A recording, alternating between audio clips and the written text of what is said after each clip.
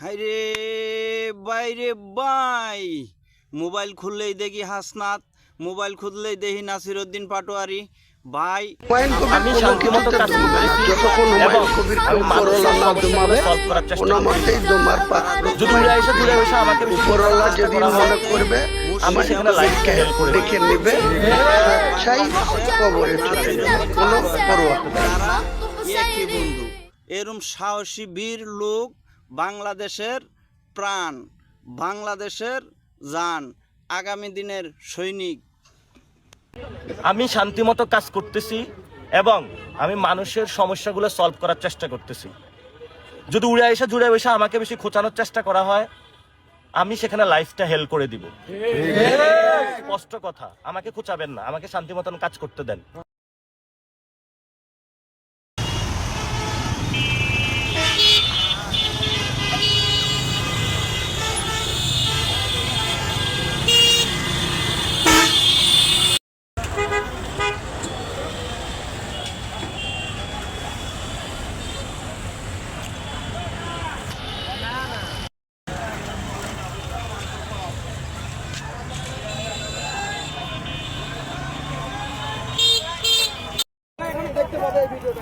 চাচা একটু দাঁড়াবেন।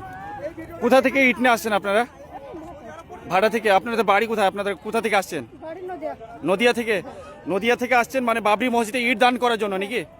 তো আল্লাহ আপনার মনে আশা পূরণ করুক। আর সবাইকে একটাই কথা বলবো যে এই যে আমার মারা এইভাবে ইট নিয়ে আসছে, হাতে দুটো করে ইট, তো প্রত্যেকটা মায়ে থেকে বলবো সবাই জানে এই হাতে করে দুটো করে ইট নিয়ে এসে আমরা ইটের পাহাড় তৈরি করতে পারি।